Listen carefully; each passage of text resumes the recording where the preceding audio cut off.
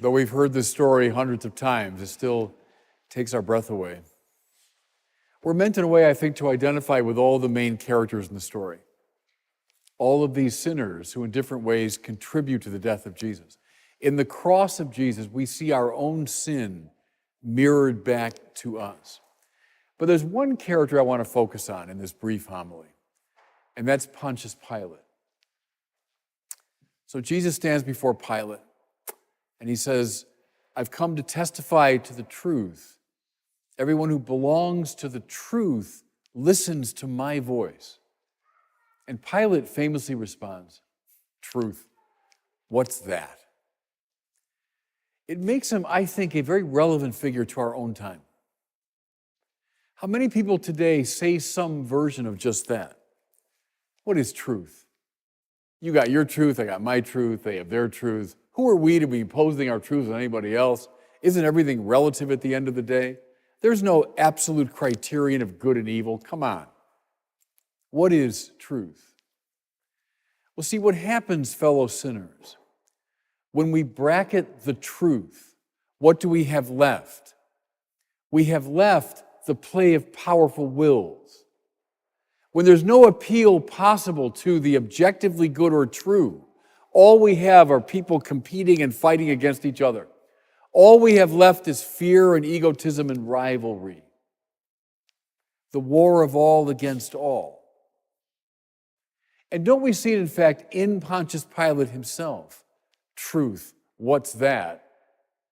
Therefore, he moves into fear of losing his job, fear of what Caesar might do, fear of the mob, fear of the crowd, fear of what the other officials might say. Justice, what's right, what's true, who cares? What's that? It's the short road, in fact, to moral chaos.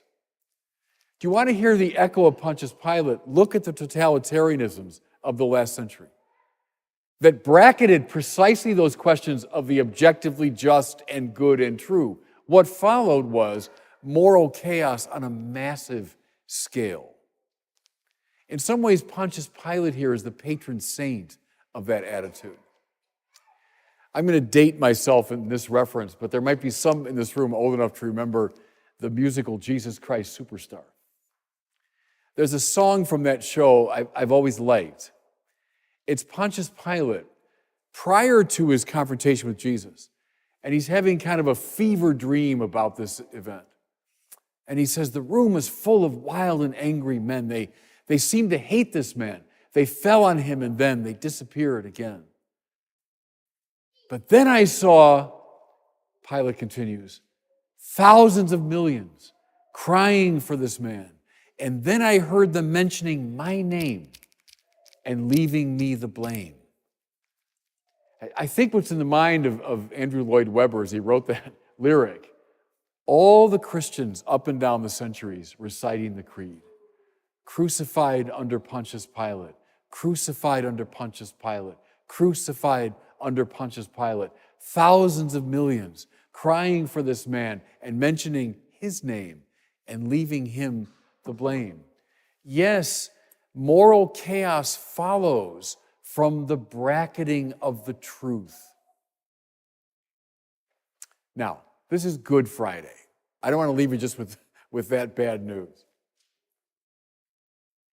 This same vacillating Pilate, this same Pilate indifferent to the truth, going back and forth between warring parties, that same Pilate has one moment, did you notice, of great clarity in this story.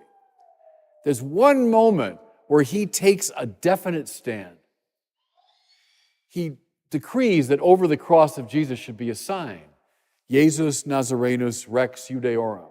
Jesus of Nazareth, the King of the Jews. And the Jewish officials are scandalized. No, don't write that. You should say he just claimed to be King of the Jews. He's not really the King of the Jews. And Pilate, in his great moment of clarity, says, Quod Scripsi, Scripsi. What I've written, I've written. It's curious, isn't it? Because of his adamant stance there, Pontius Pilate becomes the first great evangelist. Because I don't know if our cross here has the sign. Does it over? I can't see. But in Latin, Hebrew, and Greek, going out to all the relevant nations. The announcement of the kingship of Jesus. See, here's the lesson, everybody, part of the goodness of today.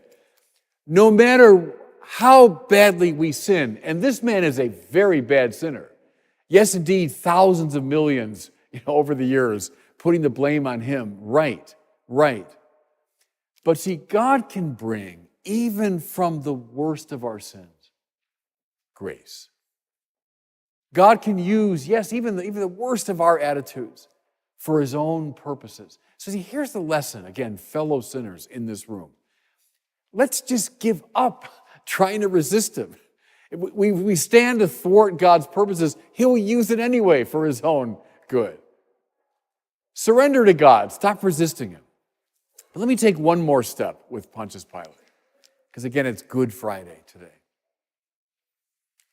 Is it possible that somewhere deep down in his soul, even as he vacillates, even as he says, what is truth, even as he just lives in fear, is it possible that somewhere deep down in his soul, Pilate sensed, this is the King of the Jews.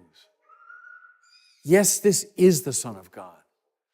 Yes, this is the very truth standing right in front of me. And do you think maybe when he said, Quod Scripsi, Scripsi, what I've written, it was something good deep down in him that was saying, no, I want to announce to the world the kingship of Jesus. Do you know there's an ancient tradition, it's in the Abyssinian church and some of the other Eastern Christian churches, that Pontius Pilate converted, joined the faith, and became a saint. He's even honored in some of these churches as a saint. Well, why not? This is Good Friday. See, is it possible, fellow sinners, that as we stand before the cross of Jesus today, and listen, we see mirrored back to us our own sin, and there's no escaping it. There's no escaping it. In the cross of Jesus, we see our own sin, our own injustice, our own stupidity, our own violence, our own cruelty. We see it. We can't run from it. But is it possible that as that sin is mirrored back to us, we also gaze into the merciful and forgiving eyes of the crucified Christ? And that it awakens deep down in us, despite our sin, some little inkling of grace. We all come to this room as sinners. Okay, we admit it in the presence of the cross of Jesus. But can we also